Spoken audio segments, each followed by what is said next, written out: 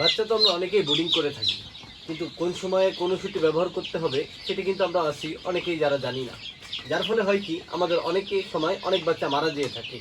সঠিক ট্রিটমেন্টটি আমরা দিতে পারি না সঠিক সময়, যার ফলে আমরা ভুলভাল ওষুধ খেয়ে খামারটিকে আমরা লস পর্যায়ে পর্যন্ত নিয়ে যাই। কখন কি ওষুধ দিতে হবে, কখন কি খাবার ব্যবস্থাপনা করতে হবে, এটা আমাদের অনেকেরই ধারণা থাকে না। ফার্মেসিতে যে এক একজনের এক এক মতের কথা শুনে, এক এক ডাক্তারের এক এক ধরনের কথা শুনে আমরা একের পর এক অ্যান্টিবায়োটিক, একের পর ওষুধ খরচ করতে থাকি, টাকা অপচয় করতে থাকি, কিন্তু আমাদের যে রেজাল্টটা প্রয়োজন আমরা সেই রেজাল্টটা কখনোই পেয়ে থাকি না। যার ফলে আমাদের খামার করে আমরা লসের সম্মুখীন হতে থাকি। সো আমরা যারা বুডিং করব, সো আমরা একটা প্রপার বুডিংটা আমরা কীভাবে বাচ্চার সাথে শেষ করব, কীভাবে সঠিক বুডিংটা আমরা আমাদের বাচ্চাদেরকে দিয়ে থাকবো, তা নিয়ে থাকছে আজকের আলোচনা। সো আসসালামু আলাইকুম, আমি মল্লিকাপুর থেকে ইমন মল্লিক আপনাদের সামনে নিয়ে হাজির হয়েছি বাচ্চার বুডিং ব্যবস্থাপনা নিয়ে। যে আজকে আমরা আলোচনা করব বাচ্চাকে আমরা 0 থেকে যে 7 দিন, আমরা বেসিক্যালি 4টা দিন বুডিং করে থাকি, কারণ এখন শীতকালে একটু বাচ্চা বুডিং ব্যবস্থাপনা একটু বেশি টাইম নিয়ে করতে হয়, যার কারণে আমরা সে বিষয়ে পরে আলোচনা করি। আজকে আমরা আলোচনা করবো শুধু বাচ্চার ওষুধ ব্যবস্থাপনা নিয়ে, যে আমরা বাচ্চা বুডিংয়ে রেখে আমরা কী সকল ওষুধ আমরা আমাদের বাচ্চাদেরকে করিয়ে থাকবো বা দিয়ে থাকবো। তো প্রথমে আমরা যখন একটা নিজস্বভাবে বাচ্চা ফুটাই বা বাজার থেকে কিনে এনে বাচ্চা বুডিংয়ে দিব, 0 বাচ্চা যেটা আমরা বলি, একদিনের বাচ্চাটাকে আমরা বেসিক্যালি 0 বাচ্চা বলে থাকি। তো ওই বাচ্চাটাকে এনে কিন্তু আমাদের বুডিং করা লাগে। তো সেক্ষেত্রে আমরা বুডিংয়ে কী কী ওষুধ ব্যবহার করব, প্রথমত আমরা বুডারটা সেট করব। প্রথম যে আমরা ওষুধটা ব্যবহার করব সেই ওষুধটি হচ্ছে, এই যে আমার হাতে দেখতেছেন, এটা হচ্ছে লাইসোভেট। ঠিক আছে, এই ওষুধটি আমরা ফার্স্টে ব্যবহার করে থাকবো। এটি 10 গ্রামের প্যাকেট পাওয়া যায়, যেহেতু আমার নিজের ইনকিউবেটার আছে, আমার প্রচুর পরিমাণে বাচ্চা বুডিং করা লাগে, সো যার কারণে কিন্তু আমি এটা বড় প্যাকেটটাই সর্বদা ইউজ করি। এটি 100 গ্রামের একটি প্যাকেট। এটি হচ্ছে লাইসোভেট। এই লাইসোভেটটি আমরা কেন ইউজ করব?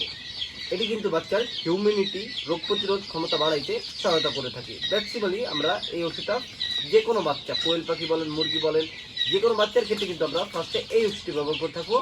এটি দামটা একটু বেশি নেয়। সো এই ওষুধটা কিন্তু প্রচুর সবথেকে মূল গুরুত্বপূর্ণ ভূমিকা পালন করে থাকে এই প্রথম ওষুধটি। আমরা বাচ্চা এনেই কিন্তু আমাদের 72 ঘন্টা কোনো প্রকার পানি ব্যতীত কোনো ওষুধই কোনো খাবারই আমাদের দেওয়া লাগে না।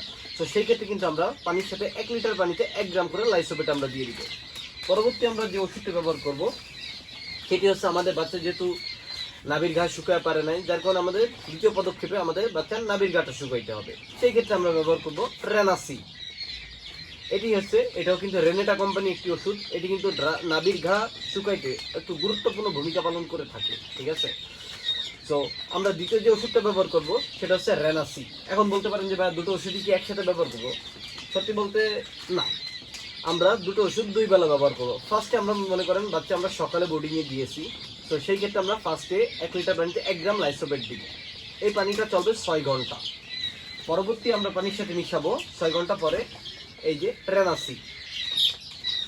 বাচ্চা বোর্ডিংয়ে রেখে সর্বদা পানিটা কিন্তু পরিষ্কার রাখার চেষ্টা করবেন। কখনো অধিক টাইম ধরে পানিটা রাখবেন না, ওষুধ মিশানো পানি, কারণ আপনার বাচ্চায় একটুতেই কিন্তু দুর্বল হয়ে পড়বে, অসুস্থ হয়ে পড়বে। তার কারণে আপনারা কন্টিনিউয়াসলি খাবারটা সঠিক টাইমে দেন বা না দেন, পানিটা সর্বদা পরিষ্কার পরিচ্ছন্ন রাখার চেষ্টা করবেন।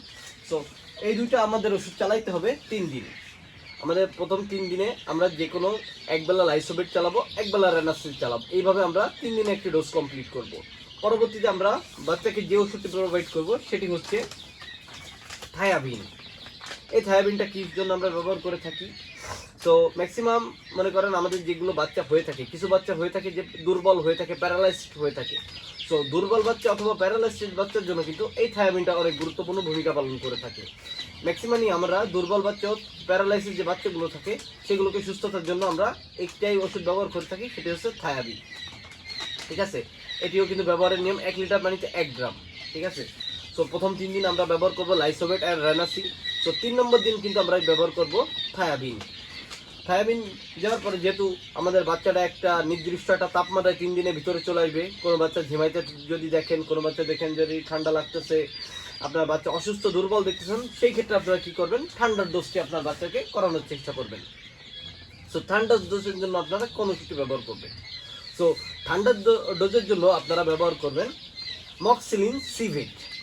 আমি কিন্তু এই একটা ওষুধ ব্যতীত আমি কিন্তু ঠান্ডার কোনো কোর্সই আমি আমার বাচ্চাদেরকে করাই না। এই একটাই মাত্র ওষুধ কিন্তু দিয়ে আমি আমার ফুল ব্রুডিংটা শেষ করে থাকি। এই ওষুধটা সব থেকে আমার বেস্ট, আমি যে খামার করতেছি আমার খামার লাইফে এই ওষুধটা বাচ্চার আপনার ঠান্ডাজনিত যে কোনো সমস্যার জন্য, আর হ্যাঁ এটি কিন্তু গাম্বুরা থার্ড ভ্যাকসিন হিসেবেও কিন্তু কাজ করে থাকে। সো গাম্বুরা প্রতিরোধে কিন্তু এটা অনেক ভালো একটি কাজ করে থাকে, ঠিক আছে। তো আপনারাও চাইলে ব্যবহার করে দেখতে পারেন মক্সিলিন সিভেট এটি, ঠিক আছে। এটি কিন্তু আপনার ঠান্ডার বাচ্চার 0 থেকে 1 মাস বয়সী যে কোনো বাচ্চার ক্ষেত্রে কিন্তু আপনারা এটি ব্যবহার করতে পারেন। আশা করি আমার মতো আপনারাও একটা ভালো একটা রেজাল্ট পাবেন বলে আমি আশাবাদী। এটি চালাবেন আপনারা 4th দিন চালাবেন অ্যামোক্সিসিলিন জাতীয় ওষুধ মক্সিলিন সিভেট, ঠিক আছে। সো এটি কিন্তু একটি অ্যান্টিবায়োটিক, ফার্স্টেই বলিনি এটি কিন্তু একটি অ্যান্টিবায়োটিক, এটি কিন্তু বুঝে শুনে চালাবেন, ঠিক আছে। এটি ব্যবহার করবেন 3 দিন। এটি সকালে ব্যবহার করবেন অ্যামোক্সিসিলিন সিভেট, আর দুপুরে ব্যবহার করবেন সেই সাথে ফসফেট, ঠিক আছে। ফসফেট আপনারা অনেকে নাও ইউজ করতে পারেন, ঠিক আছে, কিন্তু এটি কিন্তু আপনারা মাস্ট বি ইউজ করবেন, ঠিক আছে। সো সকালে আপনারা ইউজ করবেন মক্সিলিন সিভেট, আবার বিকালে আপনারা ইউজ করবেন ফসফেট। এটি কিন্তু 2 দিন ব্যবহার করবেন, ঠিক আছে। এটি কিন্তু 3 দিনের জন্য না, এটি জাস্ট 2 দিন ব্যবহার করবেন। সো আপনার বাচ্চার বয়স হয়ে গেছে প্রপার 5 থেকে 6 দিন। সো আপনার বাচ্চা কিন্তু এখন ফুললি বুডিং কমপ্লিট। সো 5ম দিনে কিন্তু আপনারা এই ওষুধ চলাকালীনই কিন্তু আপনার 5ম দিনে কিন্তু আপনারা দেরি করবেন না। আপনাদের যে বাচ্চার যে রানীক্ষেতের ভ্যাকসিনটি আছে BCRDB ভ্যাকসিন, এটি কিন্তু আপনারা বাচ্চাকে করিয়ে দিবেন 1 ফোঁটা করে 1 চোখে, ঠিক আছে। আপনারা প্রপারলি যদি এই ওষুধগুলো ঠিকমতো বুঝে শুনে খাওয়াইতে পারেন, ভ্যাকসিনটি যদি সঠিক টাইমে সঠিকভাবে করাইতে পারেন, আশা করি আপনার খামারে কখনোই কোনো অসুবিধা হবে না। এর পরবর্তীতেও যদি কোনো ধরনের কোনো অসুবিধা হয়ে থাকে তো তখন বিস্তারিত আমাকে জানাইলে আমি আপনাদেরকে সেই অনুযায়ী বলতে পারবো। মেইন যে বিষয়টা বাদ পড়ে গেছে সেটি হচ্ছে যে ভাই অনেক সময় আছে বাচ্চা বোর্ডিংয়ে থাকতে আমরা দেখি যে বাচ্চা চুনচুন পায়খানা করতেছে, গুড় পায়খানা করতেছে, তাছাড়া আপনার মনে করেন যে পায়খানা জাতীয় যে সমস্যাগুলো হয়ে থাকে। তো সেক্ষেত্রে আমরা কোন ওষুধটি ব্যবহার করব, কোন ট্রিটমেন্টটি দিয়ে থাকি। সো আমি যে ট্রিটমেন্টটি দিয়ে থাকি তো সেটি হচ্ছে এই দুটো ওষুধের যে কোনো একটি, ঠিক আছে। আমি এটা সাজেস্ট করব, কারণ এই ওষুধটি অনেক একটু ভালো আমি রেজাল্ট যেহেতু এই ওষুধটা দ্বারাই বেশি পেয়েছি। এটা হচ্ছে অ্যাম্প্রোলেপ ইপি, ঠিক আছে। এটি হচ্ছে অ্যাম্প্রোলেপ ইপি ভেট, ঠিক আছে। এটি 6 গ্রামে থাকে। এই ওষুধটি আপনারা 1 লিটার পানিতে 1 গ্রাম করে 3 দিন চালিয়ে দিবেন। সো এই ওষুধটি কিন্তু আপনার যে আপনার বাচ্চার যে কোনো পায়খানার যে কোনো ধরনের সমস্যা বাচ্চার ক্ষেত্রে কিন্তু আমি আগেই বলে নিতেছি, বাচ্চার ক্ষেত্রে আপনারা এই ওষুধটি কিন্তু অনেক গুরুত্বপূর্ণ ভূমিকা পালন করে থাকে, ঠিক আছে। সো এই হচ্ছে আপনার বাচ্চার টোটাল ব্রুডিং ব্যবস্থাপনার সকল ওষুধাবলী। এছাড়া আমি মনে করি যে এর ব্যতীত বাচ্চার আর কোনো ধরনের কোনো অসুবিধা হয় না, ঠিক আছে।